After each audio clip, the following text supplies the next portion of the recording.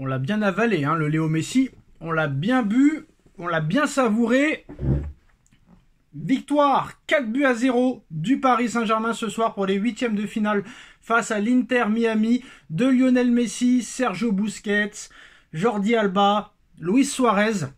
L'Inter Miami n'a pas existé et encore, le Paris Saint-Germain s'est arrêté de jouer en deuxième mi-temps, mais ça aurait pu faire beaucoup plus si Paris avait joué à fond. C'est dommage parce qu'un 6, 7 ou 8-0 face à Léo Messi, Suarez, Busquets, Alba, ça m'aurait fait grandement plaisir. Voilà, très clairement. Vitinha a montré très clairement ce que c'était un milieu de terrain. Paris était revanchard par rapport aux propos de Léo Messi depuis qu'il avait quitté le Paris Saint-Germain. Pour rappel, en 2021, Messi ne voulait pas quitter le Barça, mais le Barça l'a viré. Messi ne voulait pas venir au PSG, mais il n'y avait que le PSG qui s'intéressait à lui et qui l'a fait venir. C'est Paris qui a fait devenir Lionel Messi champion du monde, parce que si Messi avait été à l'Inter Miami en 2021, jamais il aurait pu être prêt et être à ce niveau qu'il a été à la Coupe du Monde 2022. Il ne l'aurait jamais remporté. Donc très clairement, il a mal parlé du Paris Saint-Germain. Il n'a pas été reconnaissant envers le Paris Saint-Germain. Et ce soir, le Paris Saint-Germain lui a fait payer. Mais moi, je trouve quand même que Léo Messi, dans sa carrière, a pris beaucoup de branlées, de raclées. Entre ce soir 4-0, le 4-1 contre le Paris Saint-Germain en 2021, le 8-2 contre le Bayern, le 4-0 contre le Paris Saint-Germain en 2017, le 4-0 contre Liverpool, le 3-0 contre la Roma. Et j'en oublie sûrement, j'ai pas le souvenir que Cristiano Ronaldo ait pris autant de branlées que Léo Messi en a pris. Mais je vous dis la vérité. Alors, d'accord, 8 ballons d'or. Sur les 8, il y en a peut-être la moitié qui sont seulement mérités et l'autre moitié pas mérités. Mais quand même, Léo Messi, malgré sa carrière incroyable, légendaire, historique, extraordinaire, magnifique, splendide, a pris quand même beaucoup de raclées dans sa carrière. Mais il en a mis aussi énormément, on va pas se mentir. Donc voilà, moi j'ai été impressionné ce soir par le collectif du Paris Saint-Germain. Je pense que la défaite contre Botafogo était la meilleure chose qui pouvait arriver au Paris Saint-Germain. Paris, après la victoire contre l'Atlético 4-0, s'est senti un petit peu imbattable. Paris commençait un petit peu à prendre le melon. Et Paris est très vite redescendu, a fait le boulot contre Seattle, et ce soir a montré une masterclass.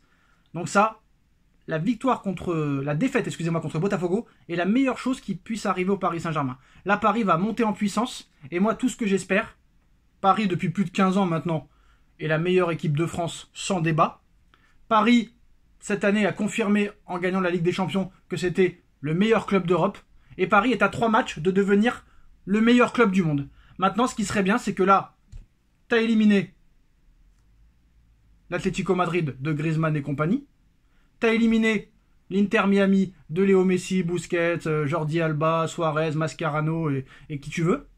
Là, le rêve, ce serait de fracasser le Bayern en quart, d'humilier le Real Madrid de Mbappé en demi et de battre Manchester City de Guardiola en finale. Là, l'apothéose, la cerise sur le gâteau, l'apogée, c'est magnifique. Joao Neves, quel joueur exceptionnel.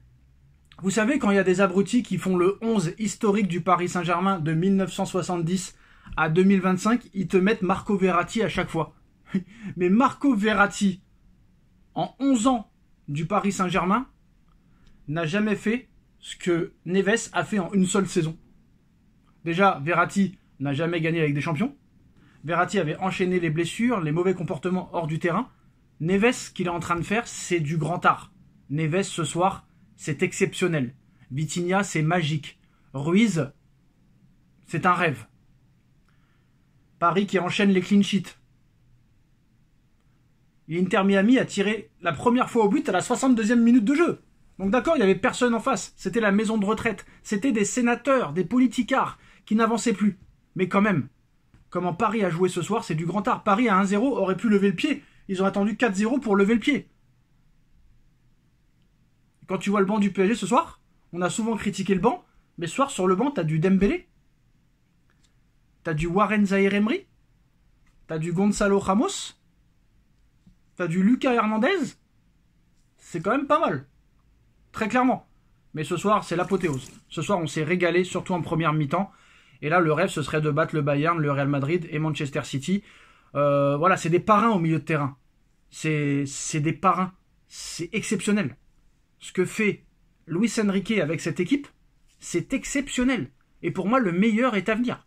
Si Paris gagne la Coupe du Monde des clubs, il y aura un mercato derrière. Paris va se renforcer défensivement. Et il va y avoir de la concurrence parce que je pense que Marquinhos, ils vont le garder. Parce que Marquinhos fait une très bonne Coupe du Monde. Pacho fait une énorme Coupe du Monde des clubs. Beraldo va peut-être monter en puissance. Beraldo avec Pacho, Marquinhos, Zabarnyi. Pouf! Et Hakimi, quel joueur. Moi, on me parle de Dembouz, Dembélé, Ballon d'Or. J'espère qu'il l'aura. Mais est-ce que Hakimi aussi ne mérite pas le Ballon d'Or? Hakimi a des stats incroyables. 15 buts, 15 buts, 15 passes décisives cette saison. Déjà 2 buts en Coupe du Monde des clubs. Il a marqué en quart, en demi, en finale de Ligue des Champions. Il est exceptionnel. Est-ce que Hakimi aussi ne mériterait pas le Ballon d'Or? Moi, je pense qu'Hakimi est très crédible à la victoire finale du Ballon d'Or. Et ça pourrait être un trio parisien. Franchement, si Paris gagne la Coupe du Monde des clubs, ce serait pas étonnant que le premier soit Dembélé, le deuxième Hakimi, le troisième Vitinha. Yamal, il s'est fait déchirer en demi-finale de Ligue des Nations. Il s'est fait déchirer en demi-finale de Ligue des Champions. Ce n'est pas le meilleur joueur de son club, c'est Rafinha. Pas meilleur buteur, pas meilleur joueur. En quoi Yamal mérite le Ballon d'Or? Moi, je comprends pas. Très clairement. Très clairement. Bref, victoire 4-0 du Paris Saint-Germain. Et quel collectif bien huilé. Franchement, Kvaratskhelia, il est d'une facilité incroyable. Il a une facilité dans les dribbles, dans les éliminations. Barcola à 4-0 qui te court des sprints monumentales. Doué qui avait pris le melon contre Botafogo et que là, il redevient sérieux. Non, franchement, magnifique. Exceptionnel. Remarquable. Nuno, je crois que cette année, lui aussi, hein, c'est top 10 Ballon d'Or. Hein. Le mec, il a mis Salah dans sa poche. Il a mis Messi dans sa poche. Il a mis tous les joueurs d'Arsenal dans sa poche. Il a mis tout le monde dans sa poche. Le gars, il est incroyable. Il n'y a personne qui arrive à dribbler Nuno Mendes. C'est incroyable. Magnifique. Voilà, magnifique ce que propose le Paris Saint-Germain. Donc, dommage qu'on n'a pas fait une Bayern de Munich-Auckland. Voilà, j'aurais préféré que ça finisse à 10-0. Dommage. Très clairement. Très clairement, ils ont prouvé ce soir que footballistiquement, il n'y a pas mieux que le Paris Saint-Germain à l'heure actuelle. Que tu n'aimes ou que tu n'aimes pas le Paris Saint-Germain, que tu sois madrilène, barcelonais, marseillais, si tu es pas un haineux et si tu es objectif, tu es obligé de constater que Paris est la meilleure équipe du monde à l'heure actuelle. Qu'il n'y a rien de mieux que le Paris Saint-Germain à l'heure actuelle. Voilà, c'est clair, c'est net, c'est précis. Voilà les gars, c'est la fin de cette vidéo. Dites-moi en commentaire ce que vous en avez pensé et à très vite. Tchuss.